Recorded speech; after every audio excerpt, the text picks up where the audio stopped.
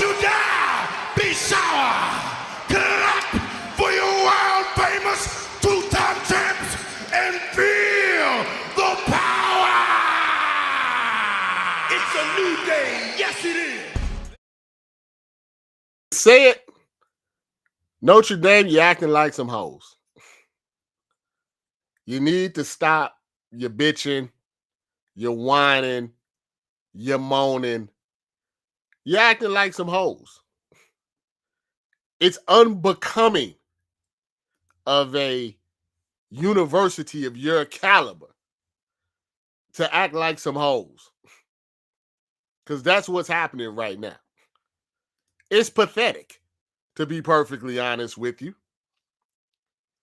Your the athletic director, he's going on all the shows.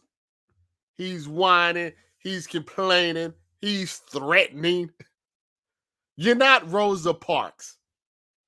You're not Malcolm X. You're not Martin Luther King Jr. Hell, you're not even Dabo Luther King Jr. You're not doing anything. You're not stopping anything. You're not making no grand stand. You're not changing the world. You just acting like some hoes. Nobody cares if you don't play in the Pop-Tart Bowl. Nobody cares about that. Listen, let me tell you something about bowl games. People care about the playoff bowl games, and they watch the other bowl games that are on TV. It's like watching First Take at the airport. It's on. You know, if the Pop-Tart Bowl is on I'm at home on a Friday night, I'm chilling. I got my feet up.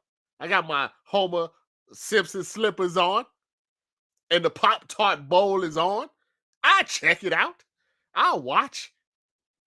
But I'm not gonna, my life is not going to change because Notre Dame opted out of the Pop-Tart Bowl. We're just gonna take our ball and go home. And then I see mostly white people, because white people feel privileged. That's right. You set an example. You show them. You teach them a lesson. You show people when you've been wrong. When you've been wrong, you take your ball and go home. Now you're showing young people how to be pussies. That's really the problem. I blame Trump for all of this. And I don't often blame Trump because I feel like if you voted for Trump, if you wanted Trump, you knew what you was getting. And he's pretty upfront about who he is and what he's all about. So if that's what you wanted, I don't really blame him. I blame you. You see what I'm saying? But in this case, I'm going to blame Trump, and I'll tell you why. Trump has made it to the point where, especially white people, just can't accept a loss. They just can't accept an L, especially entitled people or entitled institutions like Notre Dame. They just can't accept the fact that, you know something, we lost the game to the team that they put in above us. You know how we avoid that? We win the game. Simple as that. Simple as that. It's not a complicated thing. It's not something that needs a PowerPoint presentation and all that stuff. The team they put in front of us is the team that we lost to. We don't take the L, win. Simple. It's math. I know the educational system is trash right now, but that is math. You're going on Rich Eisen and Dan Patrick, and you're whining to everybody. You're blaming all this. No, man. You just lost. Don't lose. It's not like your schedule was a juggernaut schedule. Like, if it's one thing, if anything else, as an Ohio State alum, if we lose, I accept the loss and everything that comes with us. I've been getting clowned by Indiana fans for 4 days now. You just take it. When the kid, goes OHIOFU, you got to take it. He cooked us. Did the victor go to spoils? You got to learn how to take your L like a man. We're not men anymore. We're weak. We're weak. Did you ever watch the movie Life? I'm not going to let nobody take my cornbread. That's a life lesson. You don't have to win every fight. You just have to cower and stand down. You have to, we're going to run. I'm going to run to Rich Eisen. I cannot believe the ACC has irreparably damaged our reputation. There are going to be consequences, for this. You're not even in the ACC. You aren't even in the ACC. You want to be in the get the ACC some of that money. Give them some of that NBC money.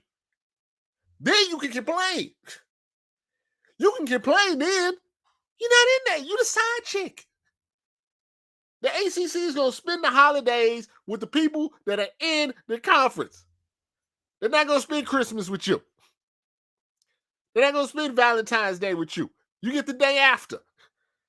You get February 15th. You get December 26th. You get January 2nd. You're not all the way in. You can't have 1 foot in and 1 foot out and then expect full cooperation. It's not how life works. Stop being some hoes.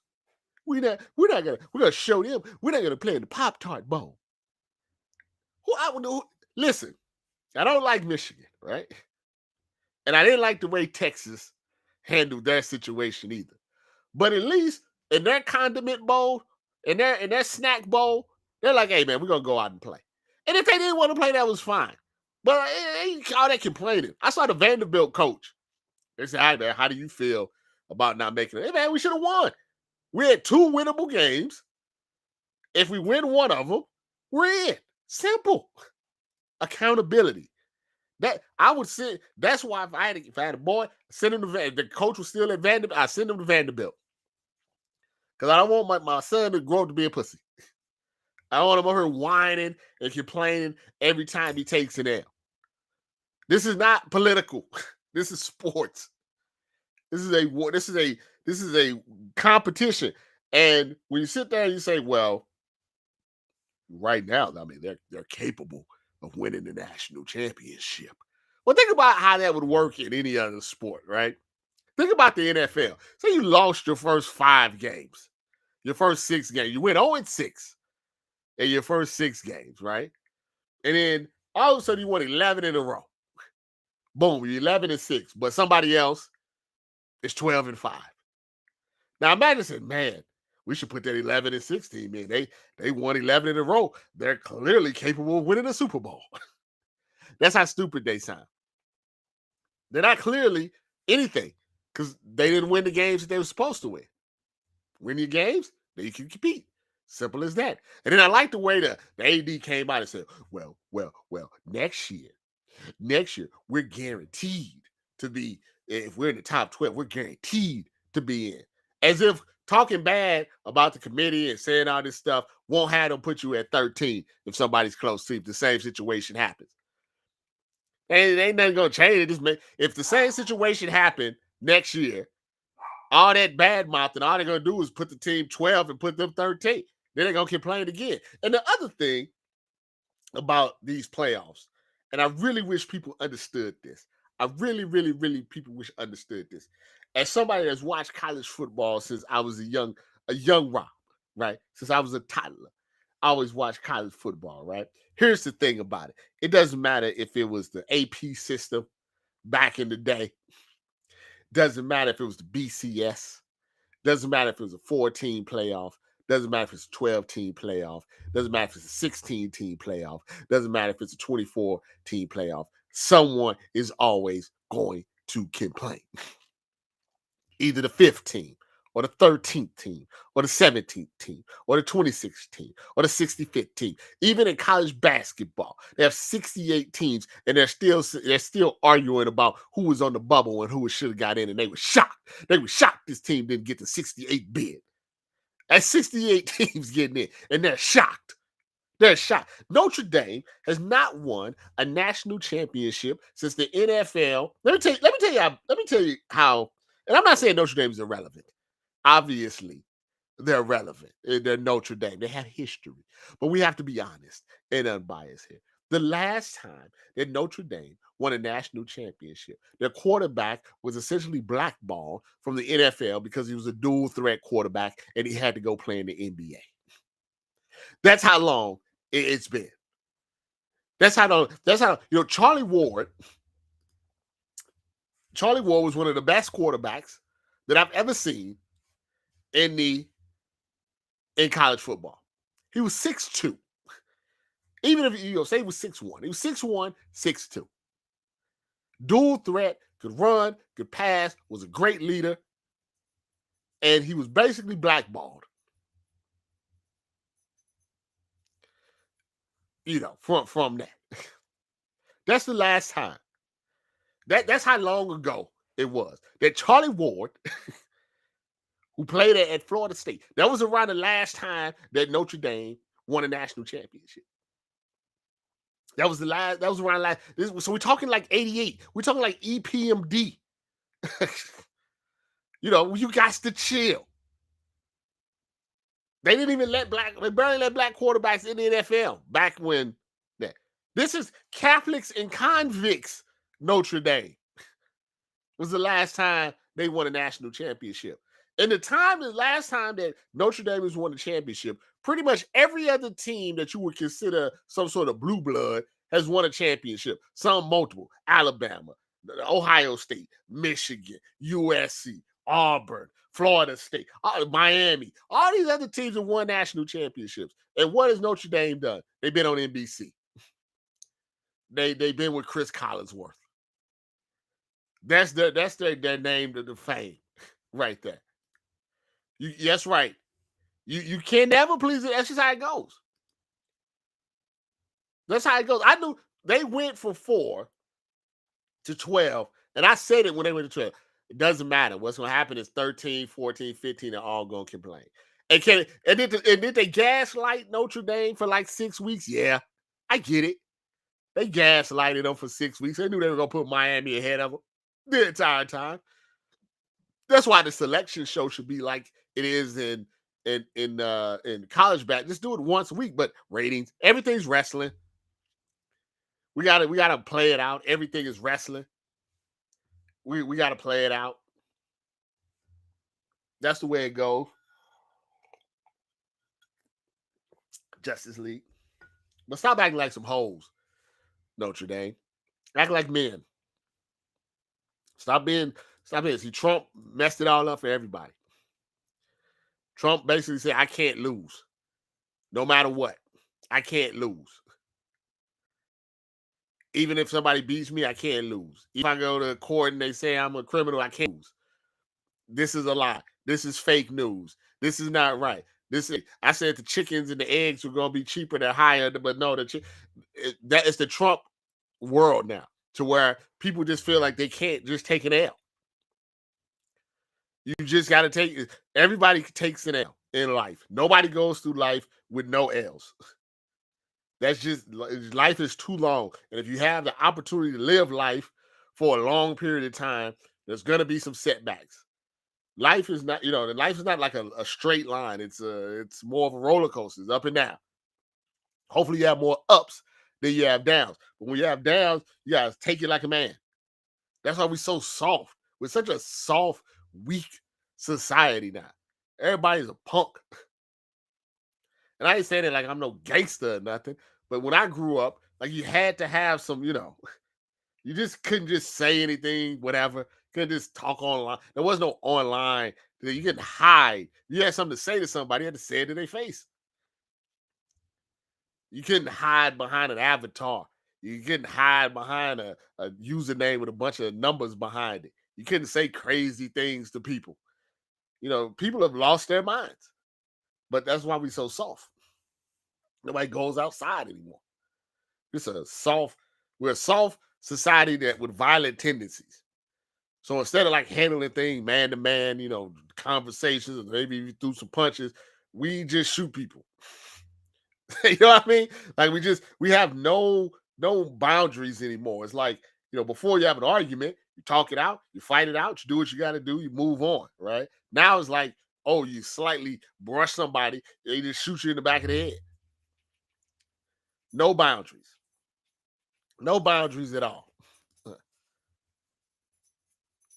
Speaking of boundaries, I saw this for time yesterday.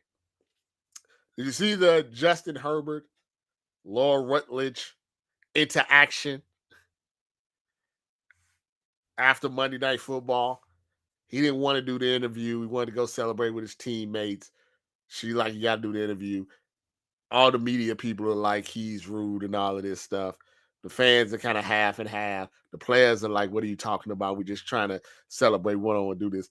I'm going to be the voice of reason here. I'm going to tell you the truth about a lot of different things when it comes to the media. And the media don't like me telling this all the time. Like I tell the behind the scenes and stuff, but hey, what do I got to lose? Okay. First off, I think we can all agree sideline reporters in regards to the interviews that's not really necessary. The coaches' interviews, the player interviews, that's not necessary. I can't recall, and maybe you can, I can't recall one of those interviews sticking with me that was of any interest at all. That gave me any information that I didn't have, beforehand. I do think sideline reporters are important in the sense of we need to know what's going on the sideline, meaning that if somebody gets hurt, they need to tell us what's going on. Is it an ankle? Is it a knee? Is he coming back? How does he look? Is he running around? Did he get taped up? What does the coaches say? If it's a big turnover or it was a fourth down, what are they talking about? How do they feel? What does the bench feel like? Was somebody arguing? That's what sideline reporters are for. The interview stuff is unimportant. Okay.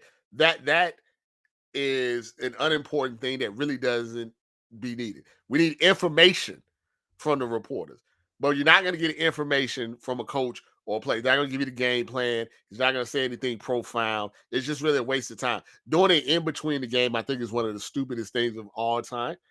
Now, I can understand before and after, but during the game is dumb. Secondly, reporters and media in general are some of the most entitled people in America and probably the world. I don't know, I'm part of the media, but so I see it from a firsthand basis. I really don't know how to explain it. The only way I really could explain it is I feel like for whatever reason, a lot of media people are bitter and angry. I don't know exactly why. I don't know, like they're antagonists. I don't know if it's a childhood thing and that's how they ended up in media. Maybe they wanted to be the quarterback and they never could be the quarterback. But whatever it is, there's a lot of them that just have a lot of angst, a lot of anger, a lot of bitterness. They're confrontational. I don't know where that comes from because this job is really not necessarily need to be like that. We're covering sports. We're not firefighters, but we're very entitled. You need to talk to me. You need to give me this answer. You need to come here right now. You need to do this. You need to do that and everything. Now, the players hate the media, but the media is important for the players' perspective because the media helps promote the players. So even though they don't really particularly like each other, there is a hand-in-hand relationship that's going on there. I say all that to say that really in this particular instance, nobody was wrong. In her ear, Laura Rutledge is being told by her producer to go get Justin Herbert. He's the star of the team. He's the quarterback. He's the one that looks like the movie star. He's the one that's dating the IG model. That's who they want to talk to. They don't want to talk to, Kamani Vidal. They want to talk to Amarion Hampton. They want to talk to Justin Herbert. Get Justin Herbert. Your job is to get Justin Herbert. Justin Herbert hates, I should say hate. Justin Herbert doesn't like to do media. It's very clear if you've ever seen Justin Herbert in a press conference with the media. He's not rude. He doesn't like it. That's fine. He's not rude. For people saying that he was rude to her, I think is wrong. That's entitlement right there. He told her how he felt. I'm just trying to go celebrate with my teammates. I would prefer not to do this. She said, it'll just be a minute, please. And he said, okay, stop what he was doing, went into quarterback mode, answered the questions for a minute, and went about his business. Thought everybody did their job properly that way. But I think the reactions are all overreactions. There's such and such. No, and she didn't. Laura Rutledge didn't do anything extraordinary. She did her job. That's what her job is. She works for ESPN. She has a lot of clout. And Justin, he could have continued to blow her off. He doesn't have to do the post game interview. Not with ESPN. He doesn't have to do that. He can just say, no, I'm going to celebrate with my teammates, go get somebody else. He could have done that. And there would have been nothing absolutely wrong with that. She just had to find somebody else, to talk to. But he stopped, did the interview, and then went about his business. Good for him. That's fine. You guys have to understand it's not everybody's so entitled. Oh man, I can't. He was rude. He wasn't rude. You just stop that. He wasn't rude. You gotta think about it. I don't think people at times put themselves in other people's positions, right? You're a quarterback of a team. That means that de facto makes you the leader. You're playing against another really good team. You're getting your ass kicked out there, basically. 3.5 hours of getting beat down. Your hand is broken in half. Okay. You're out there doing the best that you can. Your hand is broken in half. You're being pressured on 66% of your dropbacks. Your defense just made an amazing play to win the game. You're 10-4, whatever. You're 9-4, whatever. You're getting closer to the playoffs. You're happy. You're excited. The last thing you want to do is talk to ESPN and say, how do you feel? How do you feel right now? How do you feel about the game? How you doing? How your hand feeling? And there's nothing wrong with the question. The questions are stock questions. There's only so much you can ask, excuse me, at that point. They're stock questions. I mean, I don't know what else what are you going to ask them? How's your hand feeling? How you feel about the win? They're stock. I mean, and he gave stock answers. I feel fine. The win is great. Can I go now? It's just so much unnecessary stuff in media. It's just so much unnecessary stuff, and people are whining and complaining, and oh man, I can't believe he did this. Now, when have you ever heard Justin Herbert doing anything of controversy? Can you imagine? Look, at the Justin Herbert. Can you imagine if that was Shador Sanders? Can you imagine if Shador Sanders had brushed off that white woman? Or tried to brush off that white woman? Can you imagine? They were doing that to Justin Herbert. Can you imagine if Shador was like, I want to go with my teammates, and they felt he was brushing off? Remember Richard Sherman? He and Aaron Andrews? Richard Sherman was just excited. Hey, you put a bum on me like Crabtree. And he just doing his regular WWE promo. And there was people that actually said they feared for Aaron Andrews' life. Richard Sherman with the Stanford. You don't go to Stanford just to play football. You got to be pretty bright to go to Stanford. Basically going to an Ivy League in what used to be the Pac-12 or whatever. Oh my God, black guy is screaming. I feared for her life on the field. I didn't know what she was going to. Meanwhile, he's giving a WWE interview about another wide receiver. Oh my God, she going to be okay? Will someone please check on her? Get out of here, man. Guys are ridiculous. The CFB is the WWE. Everything is the WWE. What they're going to keep tweaking it, and people are still going to keep complaining about it. Notre Dame has a soft schedule. They pretty much always have a soft schedule, and that's why I don't like the SEC's always complaining. Like, listen, you can't have it both ways. You can't go around and say we're the premier conference, we're the best conference of all time, we're the greatest conference of all time, and then because you're the greatest conference of all time, you guys have a couple of losses. You're like, man, I wish we were in the ACC. Don't work like that. You want the big contract. You want to be on ESPN. You want to be on ABC. You want all the money, right? Ah, man, we just won't schedule anybody. Why? No, that's you the big bad SEC.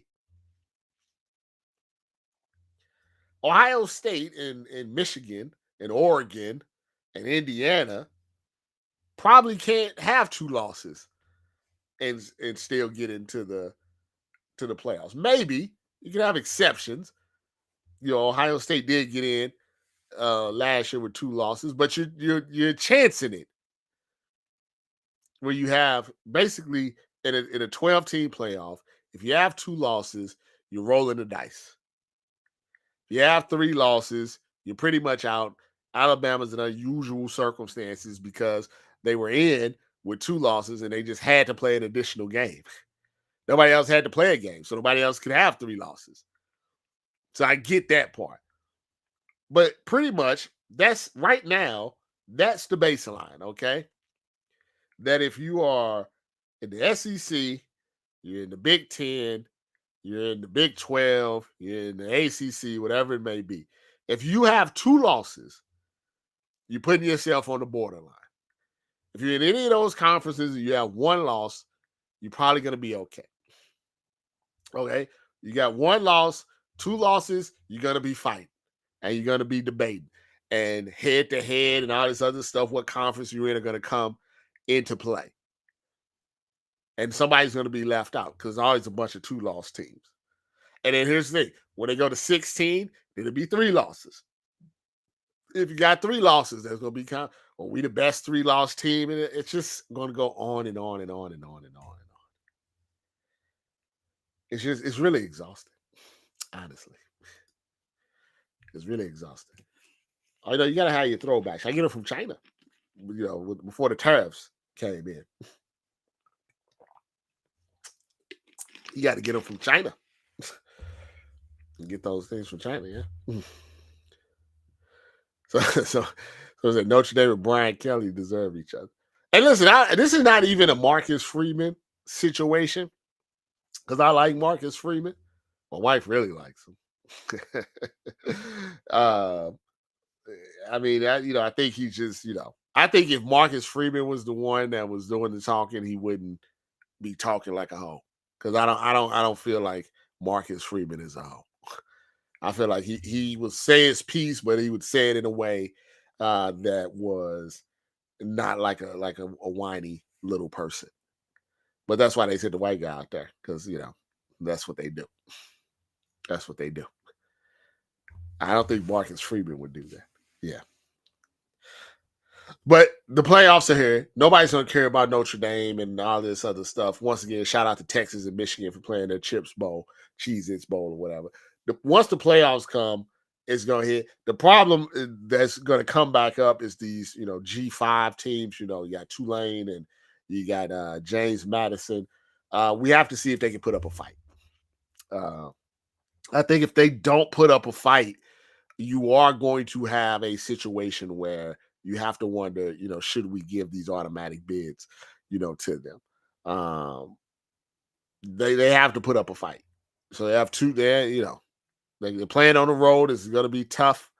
They don't have to win, but, if they get blown out by 20, 30, it's going to be hard to justify putting them in.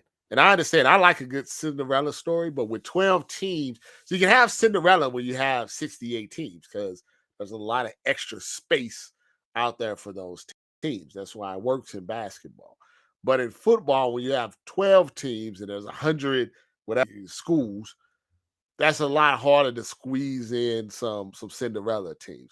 So the justification has to come from an upset or at least a close game where you can say, okay, these, even though they're in these smaller conferences, they can compete with an Oregon. They can compete with I don't know who the other team is playing. Was it Texas A&M? I think, right? No, maybe somebody else. But you got to show that you can compete. Maybe it was Texas. You got to show that you can compete with those, other teams. So by the time the playoffs come, nobody be talking about Notre Dame anymore. They're scheduled for 2026. If they can't win if they can't go 11-1 or 12-0 in that schedule, then they just need to stop, talking. Also, if you're Indiana, and like I said, I take my L's like a man. You beat the Ohio State University, but here's the problem now. You're the number 1 seed, you're 12-0, you got to finish the deal. I say that's maybe the best thing about the playoffs now. It's not the BCS, it's not the voters, and blah, blah, blah. If you're 12-0, It's a 12-man field. You got 3 games. Pretty good. Gonna be 3 tough games. It's really, to me now, when you're the there's really no question. Like, I think there's no questions. There used to be always questions in the 4-team and the BCS era. There was rarely a time. Every once in a while, you get your undefeated matchups where it was not questioned, but there was always some years where there was some questions. I feel like with this particular playoff structure, there's no question.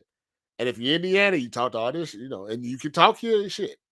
Don't get me wrong. You talk walk the walk. But in the immortal words of Kobe, job's not finished.